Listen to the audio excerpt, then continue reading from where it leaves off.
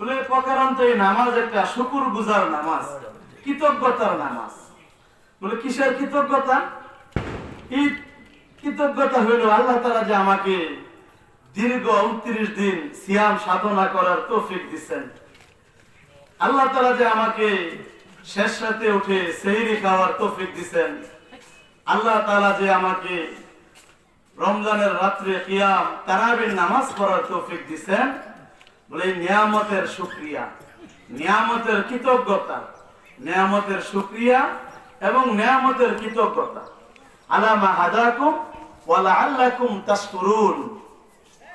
এইজন্য এই যে তাকবীর, নিয়ামতের বড় একটা কৃতজ্ঞতা প্রকাশ করার একটা মাধ্যম হইল ঈদুল ফিতরে নিম্ন আওয়াজে এই তাকবীর, আল্লাহু আকবার, আল্লাহু আকবার, লা ইলাহা ইল্লাল্লাহু, আল্লাহু আকবার, আল্লাহু আকবার, ওয়ালিল্লাহিল হামদ।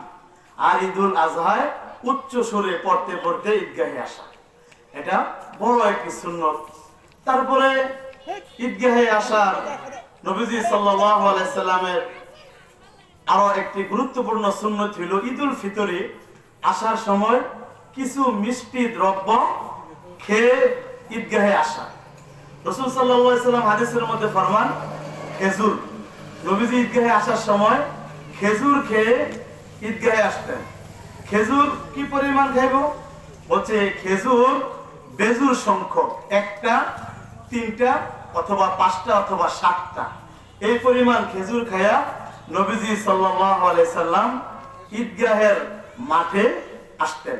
তাহলে আমরা যারা বাসা বাড়ি থেকে আসতেছি, আমরা এই সুন্নতের উপর আমল করব। যে আমরা অনেকের বাসায় খেজুর আছে, আমরা এই সুন্নতগুলোর আলোচনা না থাকার কারণে আমরা ওই সুন্নতগুলোর উপরে আলোচনা হয় না।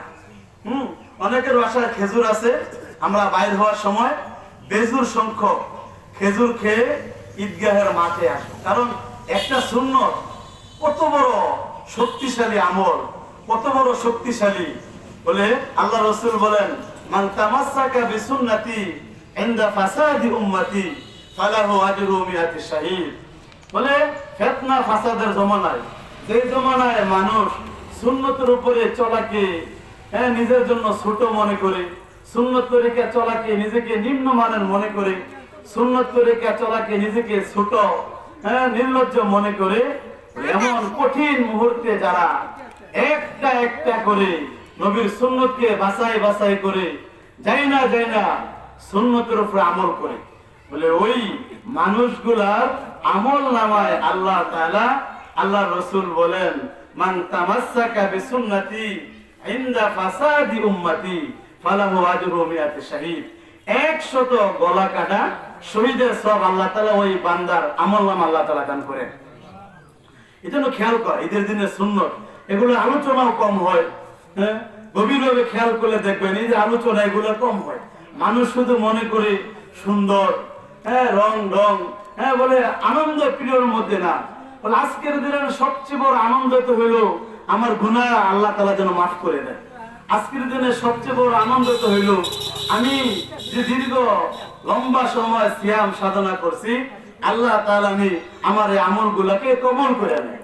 এজন্য বিশরে হাফি রহমাতুল্লাহ আলাইহি তিনি বলে, রমজান মাস, বলে এই মাস এমন গুরুত্বপূর্ণ মাস, বলে রমজান মাসের আমলগুলা, সিয়াম সাধনাগুলা কবুল হইল কিনা তুমি এই জন্য কি করবা, এক রমজানের ঈদ থেকে আরেক রমজান আগ পর্যন্ত 11 মাস, বলে তুমি দীর্ঘ 6 মাস লাগাতার দোয়া করবা, আল্লাহ আমি যে রোজা রাখছি রোজাটি কবুল করেন। আমার কোন জায়গায় কমি হয়ে গেছে, কোন জায়গায় কমতি হয়ে গেছে আমি তো জানি না। রোজার শান অনুযায়ী রোজা রাখতে পারছে কিনা, রোজার সম্মান অনুযায়ী আমল করতে পারছে কিনা, আল্লাহ আপনি আমার রোজাগুলোকে কবুল করেন। বলে দীর্ঘ 6 মাস লাগাতার তুমি শুধু তোমার আমল কবুল হয়েছে কিনা ভিতর সন্তুষ্ট থেকে আল্লাহর দিকে মুতওয়াজ্জিহ থাকা। বিশরে হাফি রহমাতুল্লাহ আলাইহি যুগ শ্রেষ্ঠ একজন বুজুর্গ আল্লাহর ওলি। তারপরে বলেন বাকি যে 5 মাস, ওই বাকি 5 মাসে আবার দোয়া শুরু করবা কি, আল্লাহ আমি যেন সামনে রোজা পাই, আমাকে যেন আল্লাহ আপনি সামনে রোজায় আবার আমাকে হায়াত দিয়েন, আমি যেন আবার সামনের রোজায় আবার সুন্দরভাবে রোজা রাখতে পারি, তারাবি আদায় করতে পারি। বলে এগুলা ফিকির, হ্যাঁ, এজন্য নবীর সুন্নত এগুলো গুরুত্বপূর্ণ জিনিস।